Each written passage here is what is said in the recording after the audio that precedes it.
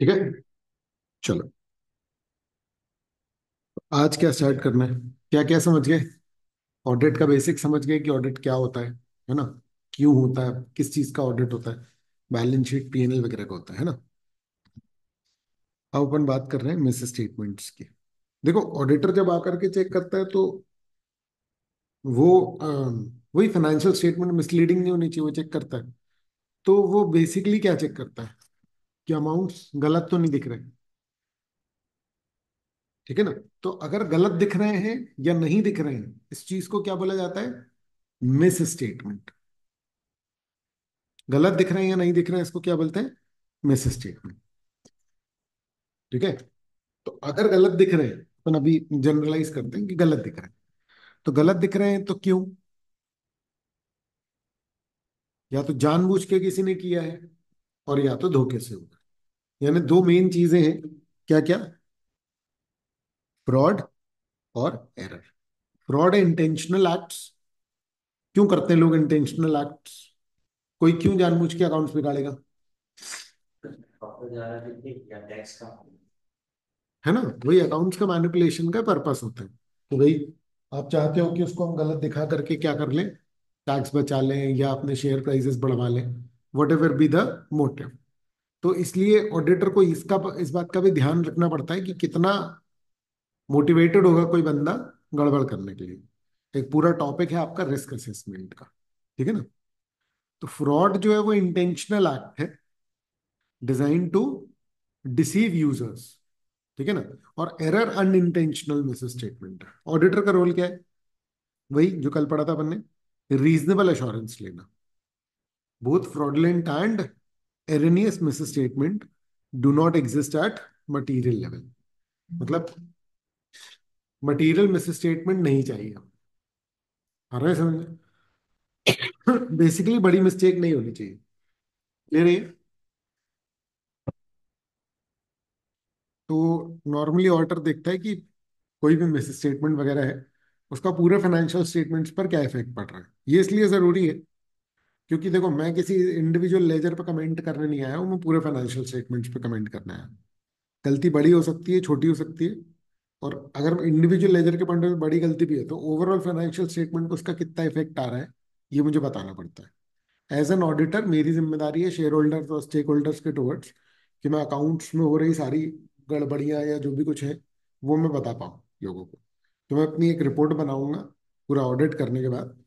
उसको audit report बोलते हैं, इंडिपेंडेंट ऑडिटर्स रिपोर्ट। उसमें आएगा, अगर मान लो कुछ गड़बड़ मिलती है मुझे, या कुछ मिस स्टेटमेंट मिलता है, या मुझे लगता है कि भाई जो कंपनी में चल रहा है वो प्रॉपर नहीं दिख रही अकाउंट्स, तो फिर वो उसमें आ जाएगा। क्लियर है? फिर क्या? Expressing an opinion. तो based on audit procedures performed and evidence collected. मतलब ओपिनियन कैसे फॉर्म करता है ऑडिटर? एविडेंस वगैरह के बेस पर, है ना? Considers whether statements are prepared in accordance with the applicable financial reporting framework. ठीक है? मतलब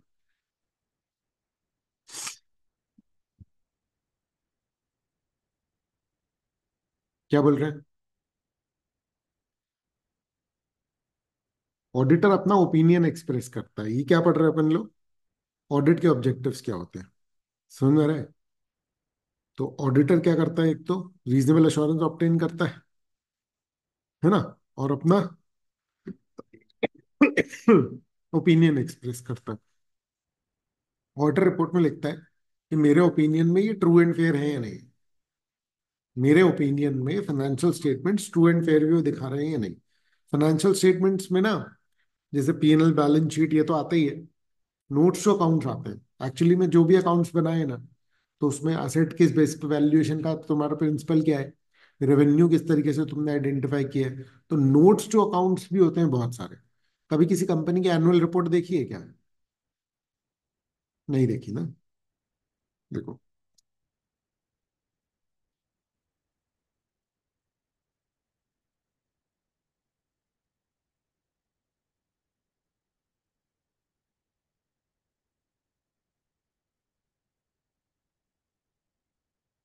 देखो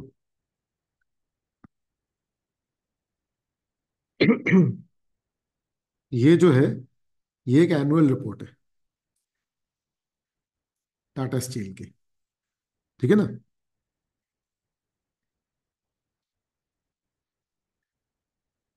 ये रिपोर्ट मैं रीड करवाता हूँ एक्चुअली में क्लास में।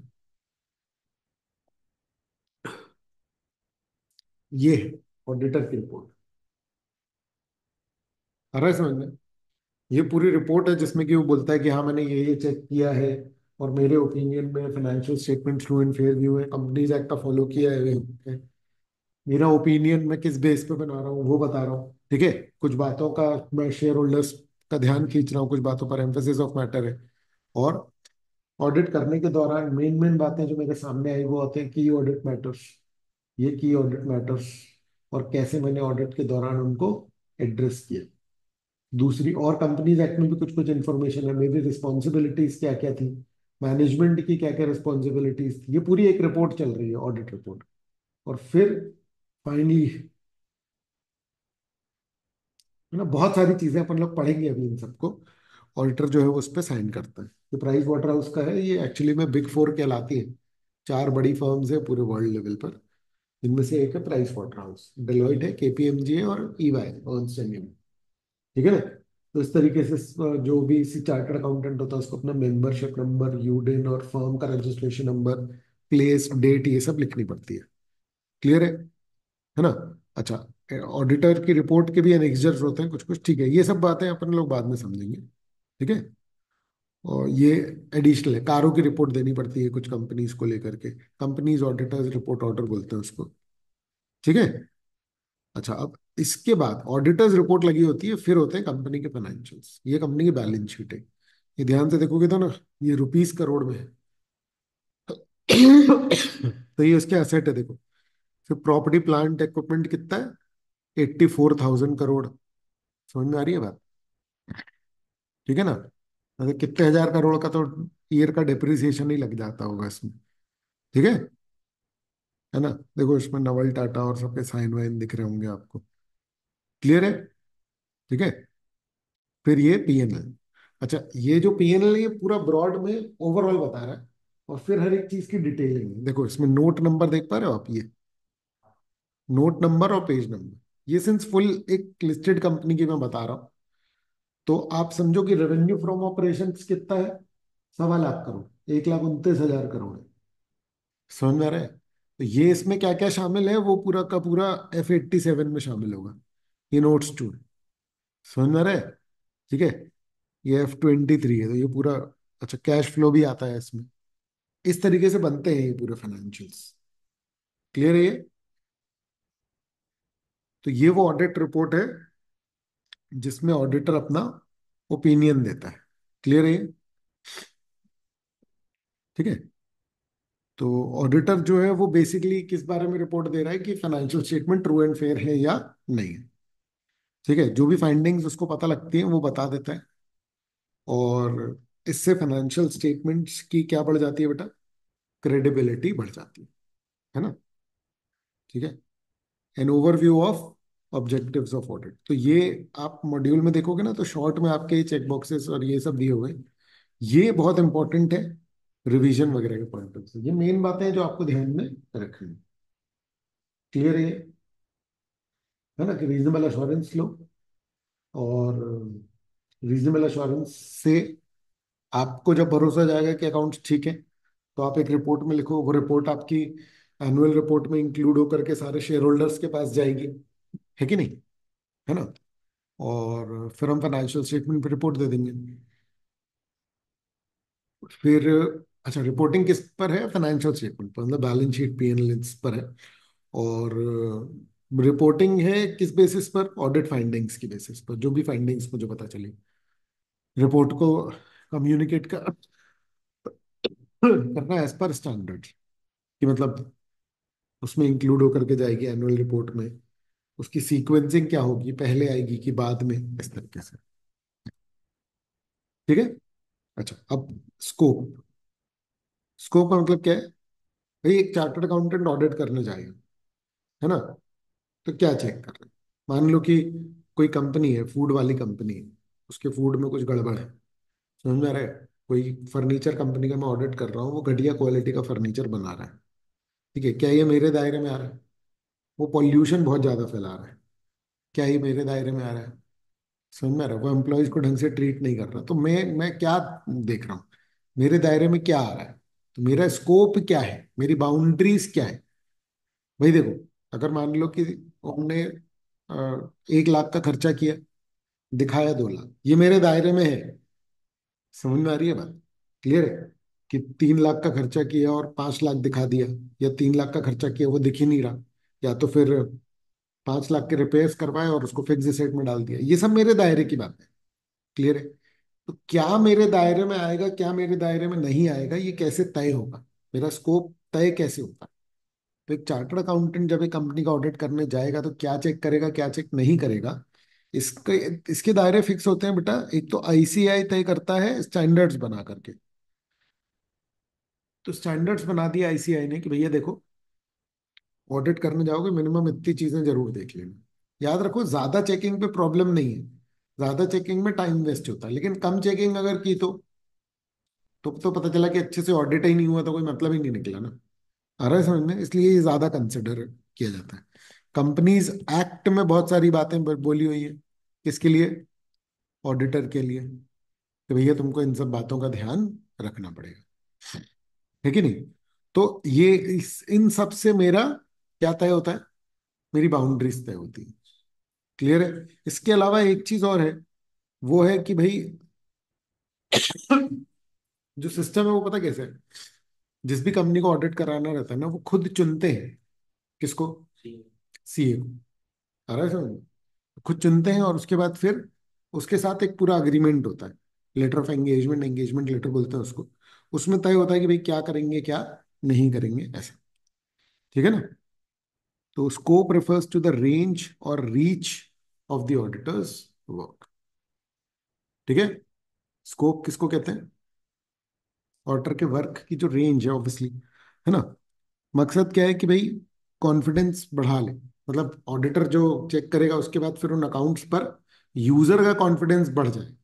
यूजर किसको बोल रहे हैं अपन?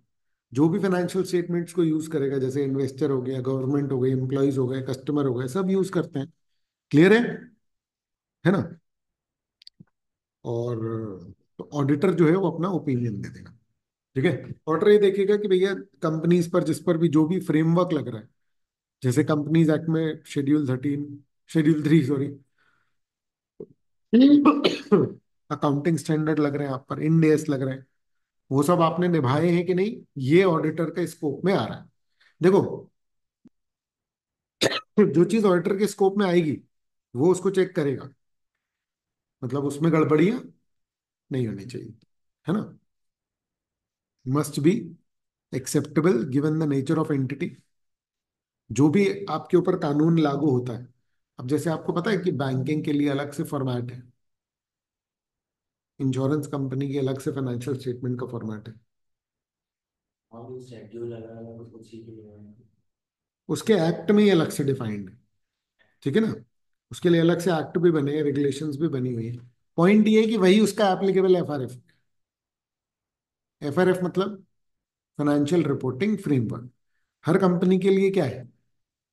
रिपोर्टिंग का फ्रेमवर्क क्या है? फॉर्मेट कहाँ दिया हुआ है? शेड्यूल 3। इंश्योरेंस के लिए अलग है, बैंकिंग के लिए अलग है, इलेक्ट्रिसिटी के लिए अलग है, गवर्नमेंट कंपनीज को कुछ चीजें एक्स्ट्रा देनी पड़ती है। तो ये सब जो है, सबके लिए अलग अलग एप्लीकेबिलिटी हो सकती है। कोई फॉरेन कंपनी है तो उसका उसकी कंट्री में क्या है। क्लियर है? तो पॉइंट है कि ऑडिटर जब जाकर के चेक करेगा, तो वो ये देख लेगा कि आप पर जो भी फ्रेमवर्क एप्लीकेबल था वो आपने निभाया है या नहीं, है ना? ये सब स्कोप में आ गया। और क्या आ रहा है? रिलेवेंट एस्पेक्ट्स, मतलब सारे एस्पेक्ट हम कवर कर लेंगे, जिससे ये इंश्योर हो जाएगा कि कोई मेजर एरिया या ट्रांजेक्शन जो है वो ओवरलुक नहीं हुआ। क्लियर है ना? फिर क्या है? Reliability and sufficiency of financial information. ठीक है ना? मतलब देखो, इंफॉर्मेशन कम नहीं होनी चाहिए। एक्चुअली में पता क्या है? एक्चुअली में कंपनीज की जिम्मेदारी है कि आपने जनता से पैसे लिए, पूरे फाइनेंशियल बनाओ, जनता को दिखाओ, सारी इंफॉर्मेशन दो। इस चीज की चेकिंग के लिए अलग से जो ऑडिटर है वो आ रहा है। तो वही ये चेक कर लेगा कि आपने जो अकाउंट बनाए कंप्लीट इंफॉर्मेशन है ना, समझ में आ रहा है, और रिलायबल है।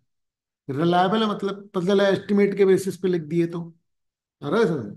यार अगले साल हम 100 करोड़ का इन्वेस्टमेंट, फ्यूचर फ्यूचर थोड़ी लिखना है भैया, हिस्टोरिकल फाइनेंशियल इंफॉर्मेशन जो हुआ है। अकाउंटिंग क्या होती है, एक्स पोस्ट फैक्टो होती है ना, मतलब जो हो चुका है उसकी रिकॉर्डिंग अकाउंटिंग में होती है। ये ऑडिटर चेक करेगा, कोई भी फ्यूचर फ्यूचर का वो नहीं करने वाला है। ठीक है, कुछ चीजें होती है फ्यूचर में, डेप्रिसिएशन लगेगा तो वो तो यूजफुल लाइफ के बेसिस पर लग रहा है, ऐसी कुछ चीजें रही नहीं। उन सब के लिए अलग अलग से गाइडलाइंस है कि ऑडिटर क्या करेगा। ठीक है। तो auditor must confirm that the underlying accounting records and source documents.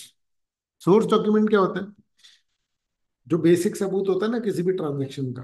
भाई मेरे को फाइनेंशियल्स बनाना है, मैं कुछ भी लिख दूं कि देखो मेरी सेल 100 करोड़ हुई, तो पूरी 100 करोड़ की सेल का एक एक इनवॉइस रेज हुआ होगा ना, किसी के 2 लाख, किसी को 3 लाख। आ रहा है समझ में? मतलब पॉइंट ये है कि अगर तुमने झूठ बोला है तो बहुत सारे झूठ, तुम लोगों ने झूठे इनवॉइस रेज किए होंगे। अब ऑडिटर जो है वो उस तरीके से क्या कर लेगा, चेक कर लेगा। समझ में आ रही है बात, कि कहीं नकली वकली इनवॉइसेस तो नहीं रेज किए हुए। ठीक है, नकली डेटर या कुछ भी नकली नहीं होना चाहिए कुल मिलाकर। ठीक है ना। The auditor should adequately cover every aspect. ठीक है, रिलायबल होना चाहिए। सोर्स डॉक्यूमेंट किसको बोलते हैं, उसी को जो अल्टीमेट बिल जनरेट होता है ना, उसी को। ठीक है, assessment includes studying and evaluating accounting systems and internal controls, performing appropriate test inquiries and procedures to gather evidence। ठीक है ना। तो ऑडिटर जो है वो क्या करेगा, प्रॉपर असेसमेंट करेगा। ठीक है। अच्छा, proper disclosure of financial information, मतलब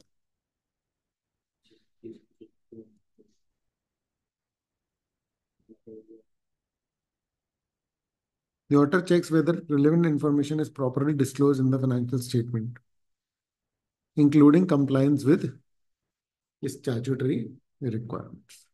Involves confirming that the transaction and events are fairly summarized।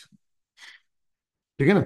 मतलब पॉइंट क्या है कि ऑडिटर ये देख लेगा कि सारा कुछ आके प्रॉपरली डिस्क्लोज हो रहा है कि नहीं, रिलायबल है कि नहीं, सारे एस्पेक्ट्स कवर किए हैं कि नहीं, यही सब देखेगा। है ना। अच्छा, मैनेजमेंट बहुत सारे जजमेंट लेती है। अच्छा, अकाउंटिंग में ना, देखो जब आप फाइनेंशियल स्टेटमेंट बनाते हो, ये तो हिस्टोरिकल फाइनेंशियल इंफॉर्मेशन है, बट कुछ चीजें एस्टिमेट बेसिस पे आती हैं। जैसे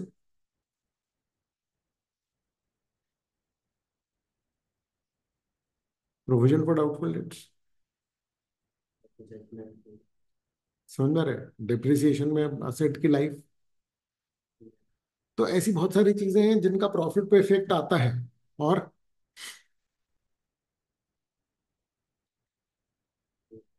प्रॉफिट पे इफेक्ट आता है, लेकिन वो क्या है, मतलब वो एक्चुअल फैक्ट पे बेस्ड नहीं। किस पर बेस्ड है वो, जजमेंट। क्लियर है। ठीक है ना। चलो फिर क्या है, मैनेजमेंट और ऑडिटर का क्या है। देखो मैनेजमेंट बनाता है अकाउंट्स और वो बहुत सारे जजमेंट्स लेता है। ऑडिटर ये देखता है कि मैनेजमेंट ने जो जो अकाउंटिंग पॉलिसी सिलेक्ट करी है वो अप्रोप्रिएट है कि नहीं, और वो कंसिस्टेंट है कि नहीं। क्लियर है। ठीक है ना। verifies that these choices align with the financial reporting framework and the requirement of true and fair presentation। Clear है।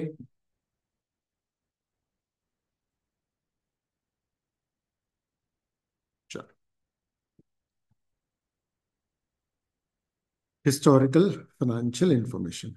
Financial statements are based on historical financial information reflecting past transactions and events. ठीक है। तो financial statement किस पर based है ना।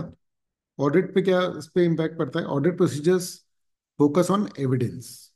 मतलब auditor जाकर के देखेगा कि तुम दिखा रहे हो ना ये वाले ट्रांजेक्शन, तो सबूत दिखाओ ये सब सच में हुआ है या नहीं हुआ। The opinion is form by reviewing how these past events are recorded and disclosed. मतलब सारे जो ओपिनियन उसी पे देता है जिस पे जो ऑथेंटिक डिस्क्लोज है। मतलब जितना कुछ रिकॉर्ड किया है उस पे अपना ओपिनियन जो है वो देता है।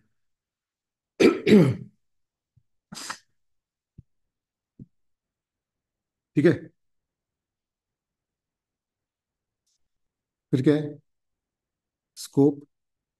तो अभी अपन लोग ने ये देखा कि स्कोप में क्या इंक्लूड होता है। अब अपन देखते हैं कि स्कोप में क्या इंक्लूड नहीं होता। स्कोप में क्या इंक्लूड हुआ फिर, एक तो जनरल मैंने बताया क्या, कि आईसीआई बता देगा और कंपनीज एक्ट बता देगा। तो यहाँ पर क्या क्या है, फ्रेमवर्क, सारे रिलेवेंट एस्पेक्ट्स आपको कवर करने पड़ेंगे, रिलायबिलिटी और सफिशिएंसी, प्रॉपर डिस्क्लोजर। फिर मैनेजमेंट का रोल अपन ने देखा, ऑडिटर का रोल देखा। फिर अपन देखा कि भाई अकाउंट्स जो है वो हिस्टोरिकल फाइनेंशियल इंफॉर्मेशन के बेसिस पर अपन करते हैं। क्लियर है। ठीक है। Scope, what it does not include. तो limitation of auditor's duties, an auditor is not expected to perform duties outside their professional competence. ठीक है। मतलब नहीं है उसके बाद मतलब फाइनेंशियल रिपोर्ट चेक करने के अलावा कुछ नहीं कर सकते। नहीं नहीं नहीं, कुछ नहीं कर सकता नहीं, उससे एक्सपेक्ट नहीं किया जाता कि उसके बाहर का वो कुछ भी करे। समझ में आ रही है बात। ठीक है ना। मतलब कि जो तुम्हारे दायरे में है वही तुमसे एक्सपेक्ट किया जाता है। कुछ टास्क तो ऐसे होते हैं जिसको कि वो नहीं कर पाएगा, जैसे कि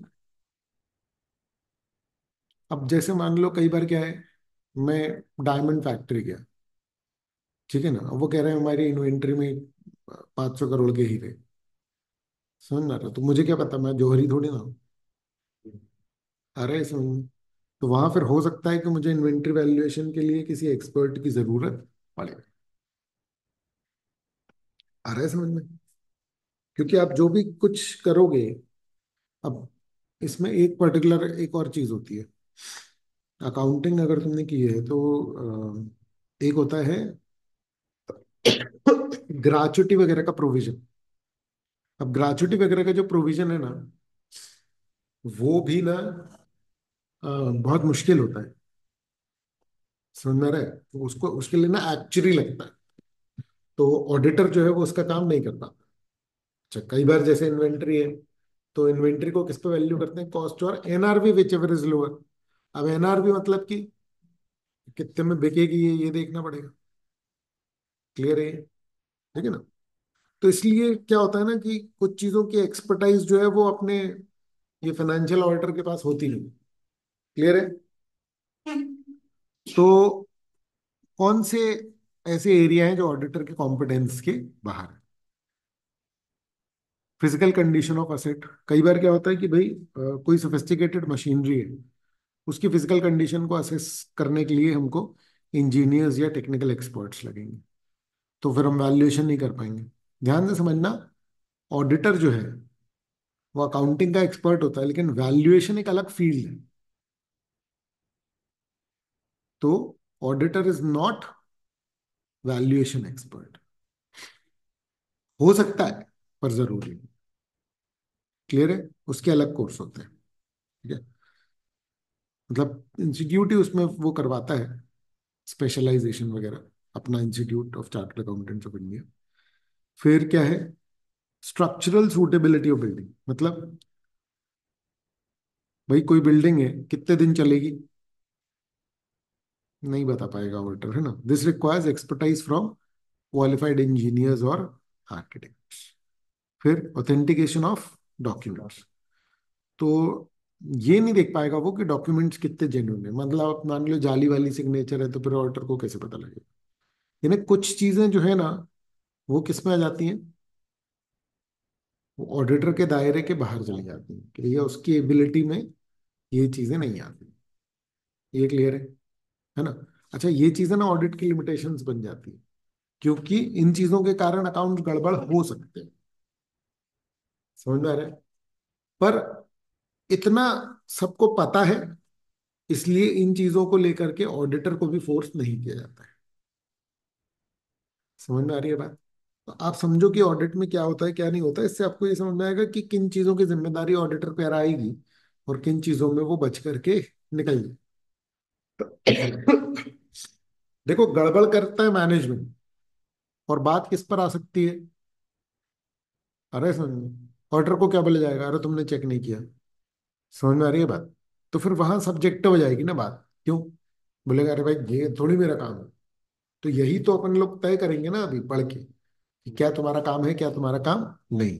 क्या चीजें तुमसे एक्सपेक्ट की जा रही हैं कि भैया ये तो तुम्हारा काम है, ये तो तुम्हें चेक करना चाहिए था, और क्या तुम्हारा काम नहीं। उसमें बहुत थिन लाइन ऑफ बाउंड्री जो है, वो आपको क्या करना पड़ेगा, खींचना पड़ेगा। क्लियर है। फॉरेंसिक या लीगल एक्सपर्ट चाहिए कई बार। क्लियर है ये? चलो। अच्छा, ये क्वेश्चन कई बार एग्जाम में आया हुआ है कि ऑडिट और इन्वेस्टिगेशन में क्या फर्क है। ओपिनियन लगता है इन्वेस्टिगेशन 100%। इन्वेस्टिगेशन क्या होता है ना, कि भाई आप कोई फ्रॉड ही ढूंढने जा रहे हो। कुछ पर्टिकुलर कंप्लेंट आई है, या कुछ पर्टिकुलर ऐसा आपको दिख रहा है, ऑलरेडी एस्टैब्लिश हो गया है कि भैया ये लोग तो कुछ गड़बड़ कर रहे हैं। तो वहां पर क्या होगा, इन्वेस्टिगेशन। ऑडिट हर कंपनी का हर साल होना है। अगर हम हर साल हर कंपनी का इन्वेस्टिगेशन करेंगे, तो एक एक इन्वेस्टिगेशन में बड़ा बड़ा टाइम लगता है। इसीलिए ऑडिट जो है वो इन्वेस्टिगेशन से अलग है। इन्वेस्टिगेशन तब आता है जब किसी ने कुछ गड़बड़ कर दी है, उसकी चेकिंग के पॉइंट ऑफ व्यू से आ रहा है ना। तो ऑडिट जनरल रिव्यू होता है, रीजनेबल एश्योरेंस देने के लिए।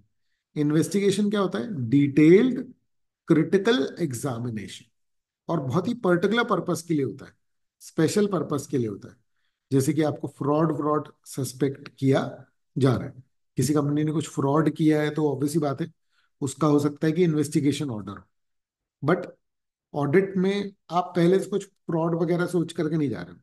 हर साल होना है ऑडिट, ये एक रेगुलर एक्सरसाइज है, और हर बार हम रीजनेबल अश्योरेंस ले रहे हैं। ठीक है ना। अच्छा, ऑडिटर जो है उसके पास इतनी लीगल पावर नहीं होती जितनी कि इन्वेस्टिगेशन में होती है। इन्वेस्टिगेशन में वो लोग, मतलब पता चला दीवार दीवार फोड़ दी, सोफे फाड़ दिए, पर ये सब ऑडिटर नहीं करता है। ऑडिटर भी चेकिंग करने जा रहा है, लेकिन वो ऐसी वाली चेकिंग करने नहीं जा रहा कि रेड ही मार दे रहा है। ठीक है। इन्वेस्टिगेशन जब भी करने आते हैं, तो उसमें प्रॉपर लीगल अथॉरिटी या फॉरेंसिक एक्सपर्टाइज वो सब चाहिए रहता है।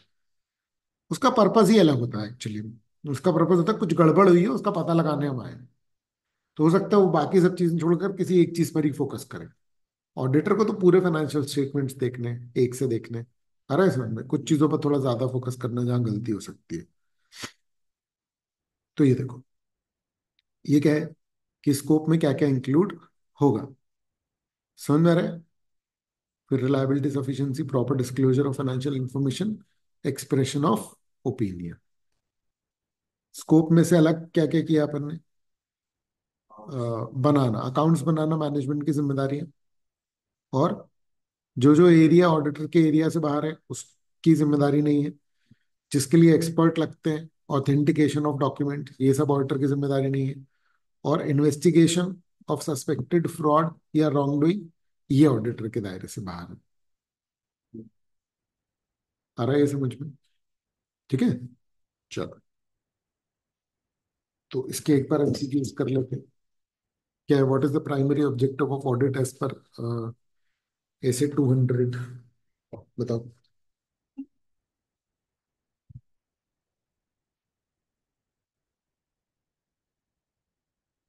बी। क्या होगा? B. Reasonable assurance that financial statements are free from material mistake, है ना? हाँ, ठीक है। अच्छा, ए क्यों नहीं होगा? ऑल। Very good. बी क्यों नहीं होगा? 100% लिखा है 100%। है ना? चलो, फिर 30।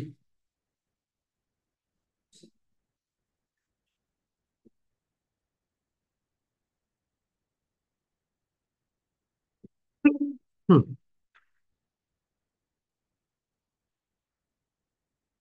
क्या होगा इसका? बी। बी। क्लियर है ये?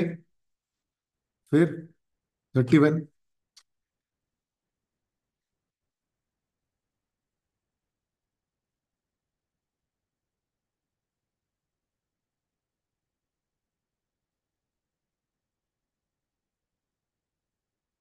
बी।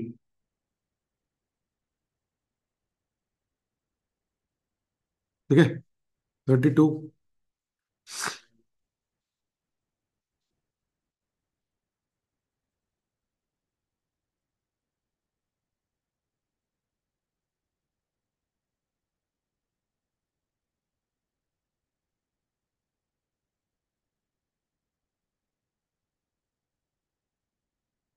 बी। ठीक है, फिर 33।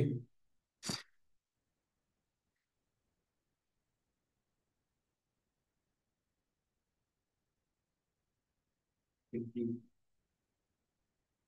बी। 34।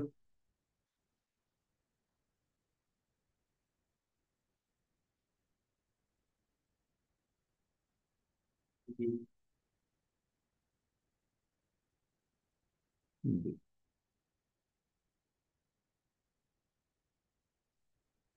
35।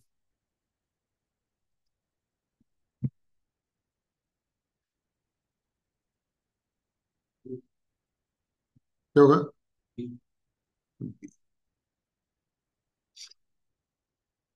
2013 के पहले शेड्यूल ही नहीं था। शेड्यूल 6 था। उसमें भी बैलेंस शीट का फॉर्मेट वही है। था, वो शेड्यूल रीड्राफ्ट हुआ ना कंपनीज एक्ट, तो शेड्यूल फिर से बने। शेड्यूल 6 वाली चीज, नंबर बदल गया बस कुल मिलाकर के। ठीक है ना?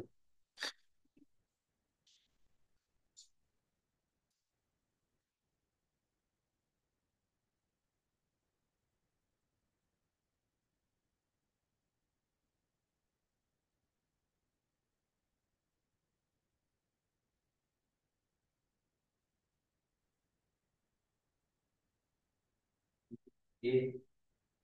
हाँ, ए। ये क्लियर है?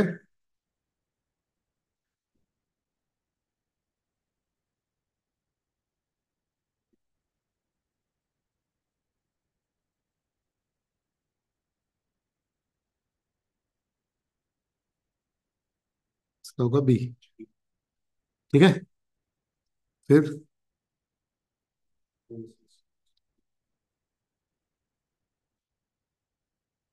मैनेजमेंट। मैनेजमेंट। 39।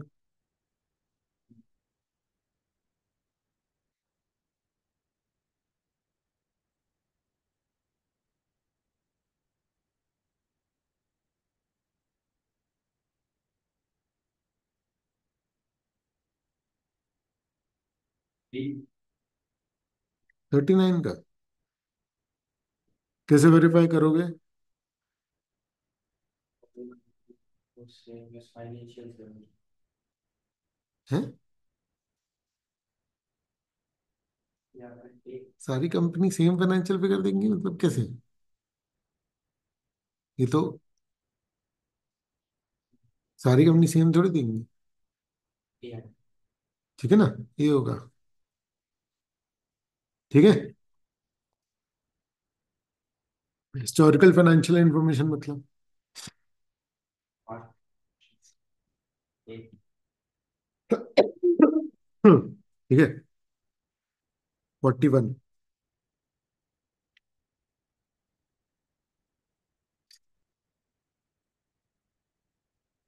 बी।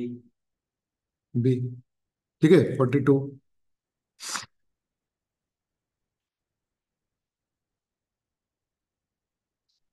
ए।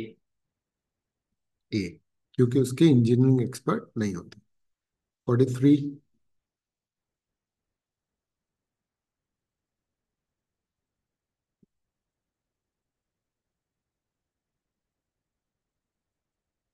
बी। बी। 44।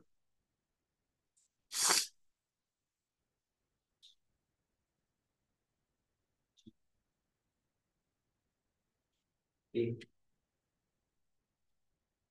ए।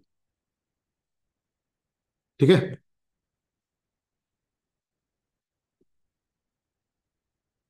हाँ, नहीं नहीं, अभी है ना। ठीक है, चलो ये वाला एक बार पढ़ करके आना, फिर अपन लोग इसको कल डिस्कस करेंगे। अभी अपन लोग नेक्स्ट स्टार्ट करते हैं। ठीक है। अच्छा, मॉड्यूल का जो भी कुछ है वो बहुत ज्यादा इंपॉर्टेंट है। क्यों?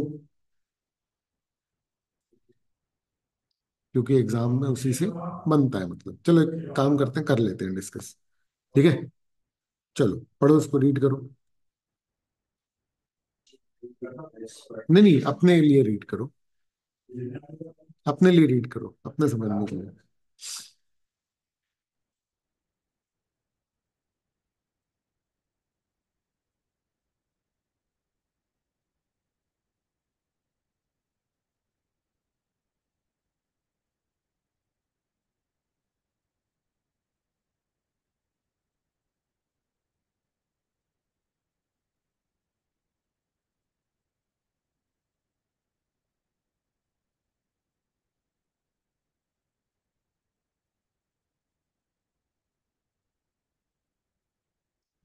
बताओ।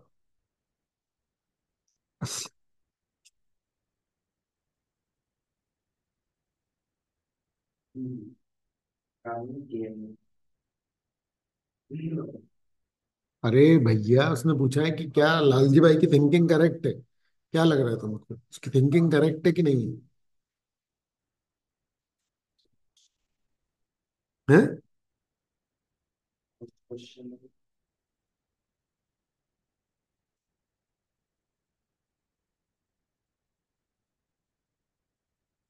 चलो अच्छा, पहले का ही बताओ। ऑडिटेड रिजल्ट, ऑडिट रिपोर्ट इस तरीके का इंश्योरेंस अश्योरेंस देते हैं इन्वेस्टर्स को, जैसे कि लालजी भाई का है। हम्म? क्यों? इन्वेस्टमेंट रिकमेंडेशन नहीं होती है ऑडिटर के द्वारा, क्योंकि भैया कुछ लिमिटेशंस होती हैं। दूसरा, अगर हम पास्ट का रिकॉर्ड चेक कर रहे हैं, तो क्या ये गारंटी है कि फ्यूचर इसका प्रॉफिटेबल होगा? देखो, मैं ये बता रहा हूँ कि इनने आज तक जो लिखा वो सच लिखा। अगर मैं एक बंदे की रिकमेंडेशन दे रहा हूँ कि यार ये बहुत ऑनेस्ट है, तो इसका मतलब ये नहीं है कि ये बहुत प्रॉफिट कमाएगा। नहीं आया समझ में? ऑडिटर बेसिकली किस बात की रिपोर्ट दे रहा है, क्या ये ऑनेस्ट है? तुम इन्वेस्टमेंट का के लिए करते हो? प्रॉफिट के लिए। तो तुम ये नहीं बोल सकते कि भैया आपके सर्टिफिकेट के बेस पर मैं। तो लालजी भाई की थिंकिंग बहुत ही गलत है कि इसके बेस पर हम इन्वेस्ट कर देंगे। भैया तुम उसका वो नापो कि भाई मेजर ऑफ परफॉर्मेंस क्या है, फ्यूचर क्या हो सकता है। क्लियर है? तुम्हारा डेटा हमने वेरीफाई कर दिया है एक तरीके से कि भाई जिस बेस पर तुम अपने डिसीजंस बनाओगे, वो बेस हमने वो कर दिया। मान लो फाइनेंशियल्स ही गलत हो, तो उसका डिसीजन अगर फाइनेंशियल्स के बेस पे है तो गलत है, तो वो ऑर्डर को चिल्लाएगा। पर उसका प्रॉफिट होगा कि नुकसान होगा, इस बात की कोई गारंटी ऑडिटर नहीं दे। क्लियर है? सेकंड वाला देखो।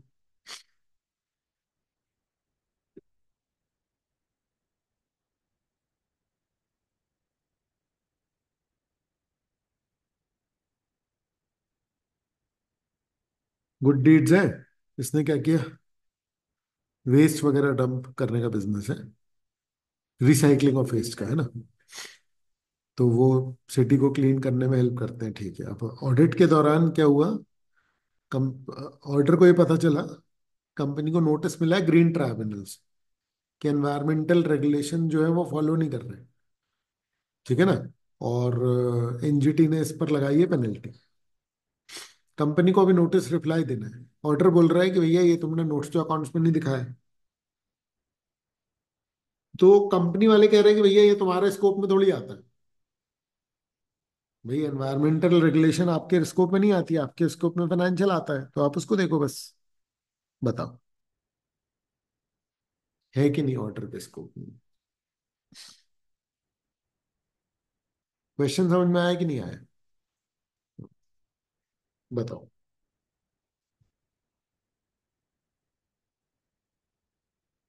पेनल्टी कटेगी तो उससे आना चाहिए। आएगा।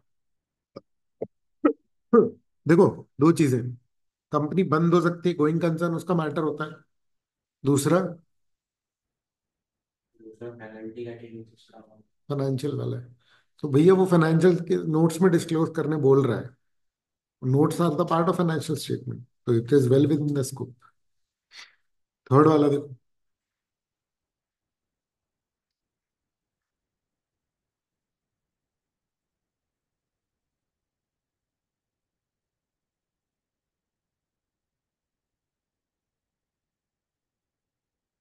आग लग गई फिर, फिर है ना।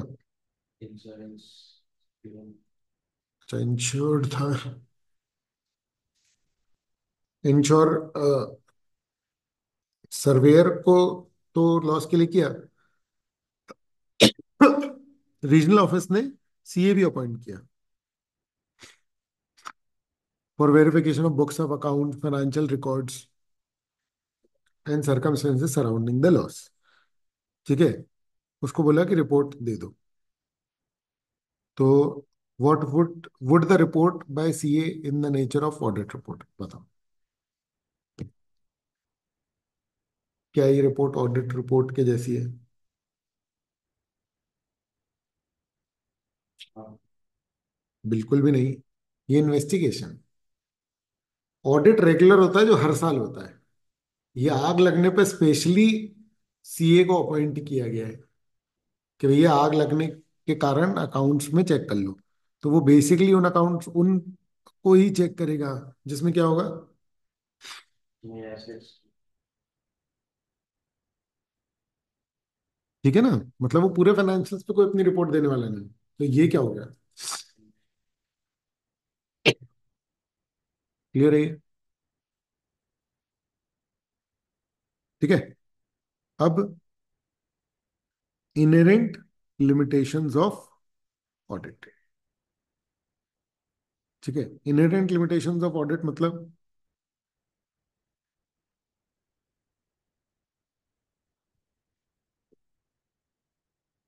मतलब बेसिक, ध्यान समझना, ऐसी लिमिटेशंस, ठीक है, जो कि अ,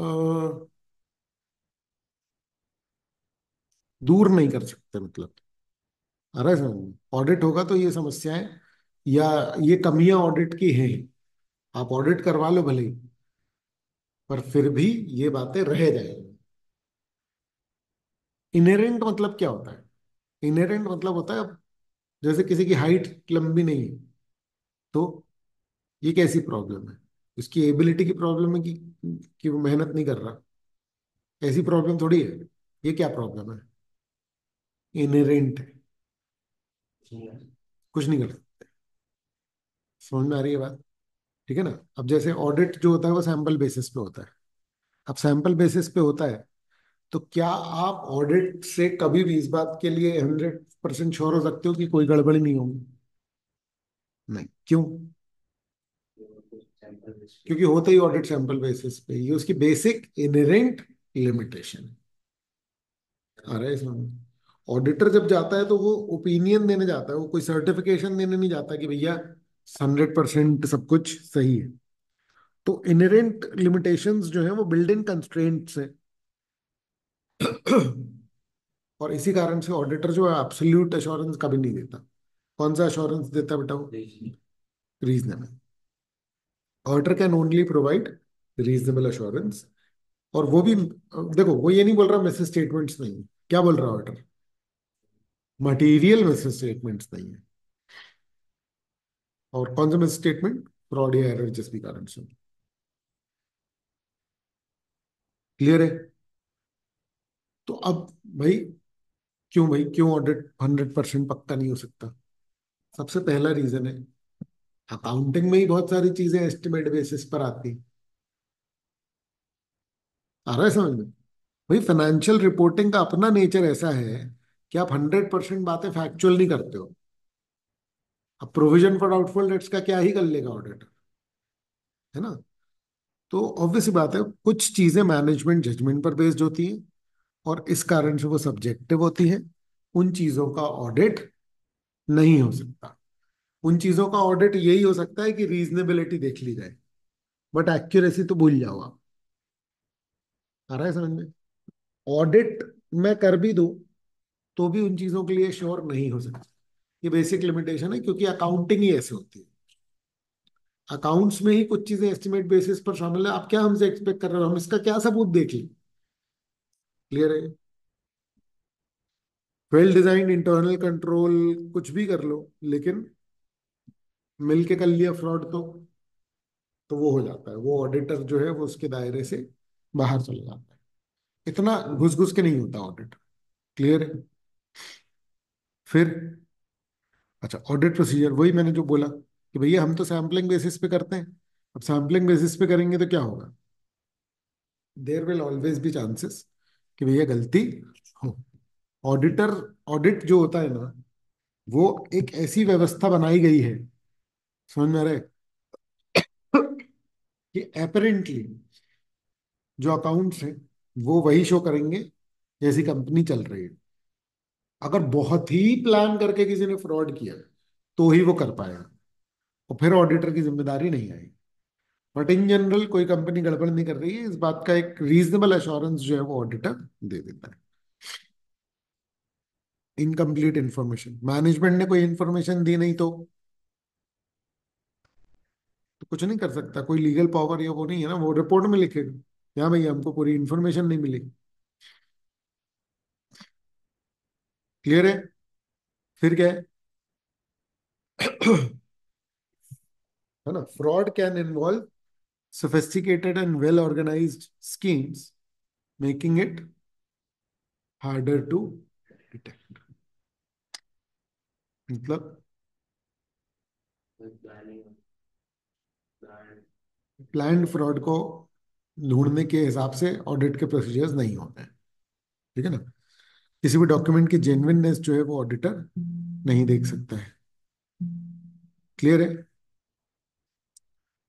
ऑडिट जो है वो इन्वेस्टिगेशन नहीं होता, ही तो अपन लोगों ने पढ़ ही लिया। ठीक है? अच्छा, टाइमलीनेस रखनी पड़ती है। अब भाई तुमको रिपोर्ट अगर टाइमली देनी है तो क्या होगा?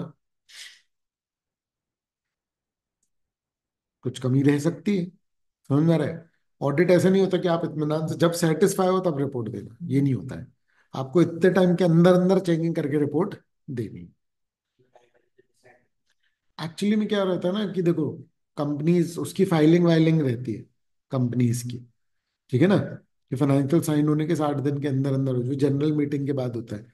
तो ऑब्वियसली बात है, वो एक टाइम पीरियड एक तरीके से फिक्स हो गया। दूसरा क्या है ना, रेलेवेंस भी खत्म हो जाती है ना। अगर मान लो टाइम के नहीं दोगे तो क्या होगा? रेलेवेंस ही खत्म हो जाएगी। क्लियर है? चलो फिर क्या है? Financial reporting deadline. Auditors must balance the timeliness of their opinion with the depth of testing। है ना? जितना टाइम लगता है उतनी डेप्थ में जाकर के टेस्ट करते हैं। देखो क्या है, कुछ कर नहीं सकते हो आप। समझ में आ रहा है? ठीक है ना? जितनी डेप्थ में जाओगे जाते ही चले जाओगे। ठीक है, कोई लिमिट नहीं है कि कहाँ तक चेक करना है। ठीक है? इसलिए टाइमलीनेस के हिसाब से वो होता है। अच्छा, इंफॉर्मेशन ज्यादा पुरानी हो जाती है तो उसका रेलेवेंस खत्म हो जाता है। इसीलिए ऑडिट में टाइमलीनेस मेंटेन करनी पड़ती है। और टाइमलीनेस मेंटेन करोगे तो क्या होगा?